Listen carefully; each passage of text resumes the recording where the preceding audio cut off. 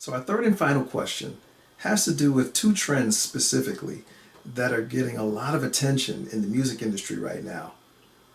Artists and fans alike are just clamoring to it. So I've asked a hip hop legend to come and join me and giving some insight about hip hop in general, about the music industry, and also what about these trends? Do you think they'll still be around after the pandemic? Take a listen. Okay, welcome back. We have another guest with us, an honorary guest. Um, I'm going to just pretty much say his name, and I'm going to let him tell you more about himself. His name is DJ Tony Crush from the legendary Cold Crush Brothers. Thank you, Tone, for joining us. Tell us a little bit about yourself. How you doing, sir? I'm from the Bronx, one of the old cats now that helped start hip hop culture from the Bronx. Early 75, 76. Started off with a group called the Brothers Disco, DJ Barron, DJ Breakout, Funky 4 Plus One. Later on, started a group called the Cold Crush Brothers. Charlie Chase, Grandmaster Caz, DJ AC, JDL, Almighty KC.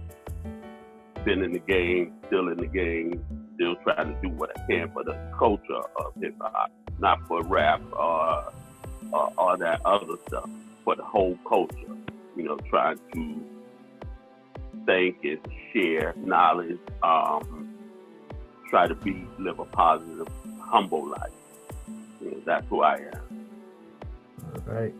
Well, thank you for all you've done to get the culture launched from the very beginning. And I think it's noted that we should say that you have an actual exhibit at the African American History Museum in the Smithsonian Institute in Washington, D.C. Is that correct? Yes. They came to me and asked me, did I want to be a part of the Smithsonian, the African American part? And at first I said no, but then they mentioned Emmett Till name, so I thought about it, and I had heard about Emmett Till as a kid, so I changed my mind and I said yes. So I have like a half a basketball court with a sound system and video up there talking about hip hop, and I gave them like the first 100 records that started off hip hop. People know the type of music that we was playing because there was no such thing as hip hop music or anything like that at the time. So the beginning of hip hop is rock, jazz, and funk music. People don't even play the stuff from the beginning, no. And when they hear it, like, why are you playing that? I'm like, because this is what we started. This is how we started hip hop, playing this type of music. Bob James, Etta James, Santana, Roy Ayers, people like that, Donna Bird. There was no hip hop music. Right. So, and it's like, we still teaching the young and the old what the culture is, not what the rap music is and all that. We trying to teach them what the culture is supposed to be about, bringing people together and trying to live as positive as you can. Right. So that's important. That's an important factor that I think some people miss. It kind of goes over their head. But the one thing they bombarded with so much negative stuff where people attach to hip hop. Because big government, society, politicians, they don't want this to be a positive movement. They want people to be scared of a hip hop movement, because if you don't know, they feed you anything. Right. But through hip hop, I learned about more indigenous tribes and all that stuff. I didn't learn it in school. I learned that in dealing with hip hop. You know, my peers that came right before me, the Cool Hertz, the African Bambaataa, teaching the lessons, teaching the 5 elements of hip hop culture, which the 5th element is knowledge of self, of your history, of everything that you should know, that you should learn from your parents, your grandparents. You should be able to learn it in school, but they don't teach us our history. Right. Speaking of that, we're in a phase now because of the COVID-19 virus that's spreading, the pandemic, where we actually have to be pioneering again in terms of how we're going to do things, how we're going to do music. So I have a question that came in from one of our viewers, and this came in from MG of Oakland, California. And MG writes, what is your perspective on the IG Live and IG DJ parties, those trends beyond COVID-19, and who do you think will win? So in other words, which one of those two trends will continue even after this pandemic is over? What is your opinion about that? I think, it's helping right now. And I think when this die down, I think some of it's gonna keep going because some people are gonna get used to it, and a lot of people are scared to go out. They don't want to go out. They want to feel safe, but they still want to hear the music. So people are gonna keep it going.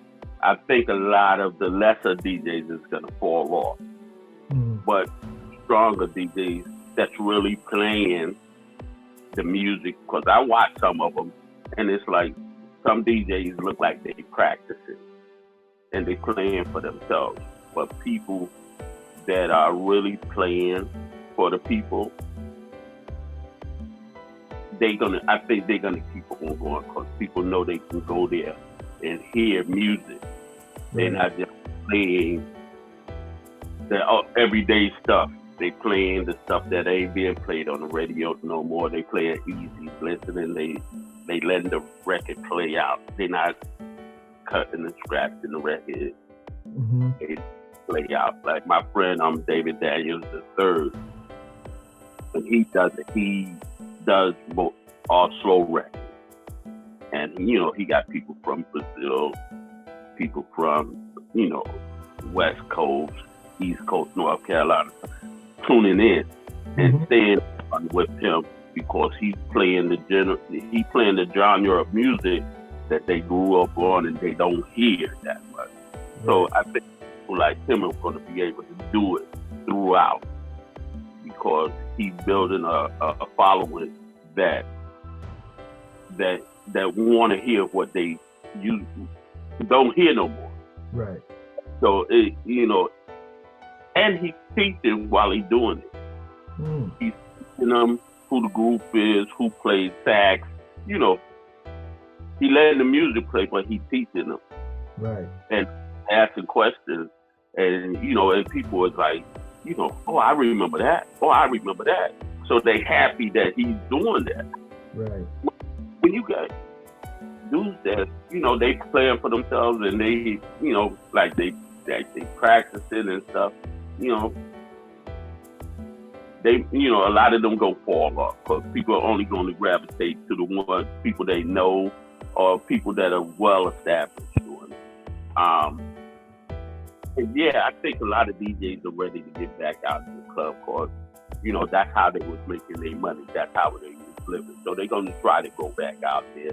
And some people might come back out, but a lot of people going to just choose to stay home. It's probably not to cut you off, but I think it's probably going to be a thing where people just kind of ease back out, gradually, small events, and then eventually, okay, we're sure that we feel safe now, and then they'll come back out. Like I'm 60, so I'm trying to do parties for people my age and bring Starlight or Black Ivory to the people in my age range. I don't want to do nothing for the for the under 40, not unless I have to. Not unless I have to. but I want to, focus on people my age because they don't get out much. Right. So, we can't forget about the older people and them wanting to get out and enjoy life too. So, certain people just want to, they just want to the fast. No, just do comfortable life. I'm willing to do comfortable life. Right. But I think it's some people going to be able to carry it on. We have a few more seconds. I just want to ask you before we close out. First of all, I want to thank you again for coming. But before we close out, what is the one message that you can give to some of the up and coming DJs who are on this trend of the IG DJ parties? What bit of advice would you give them if you could? I would say slow down, let the music play, first of all. You stop playing the same record. Because a lot of the young, they got this format that they follow.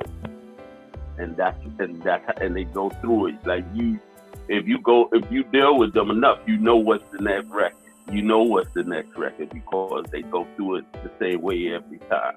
It's so much music. Do your homework. If you're a DJ, do your homework. I was doing something and I played an old Isley Brothers. And somebody came up and said, "Who's that?" That's my favorite question. I'm like, what do you mean, who's that? And they didn't know that Isley Brothers. Come on, Isley Brothers been around, and constantly had hits. Yeah. They was out in the 50s, and then they ain't had no hits. They constantly had hits. Right.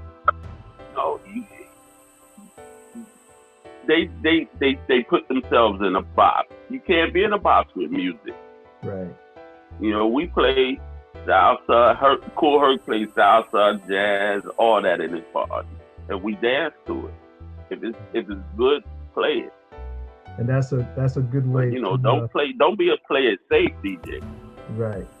So basically, good music is good music, regardless of the genre, and expand your horizons, basically. That's good.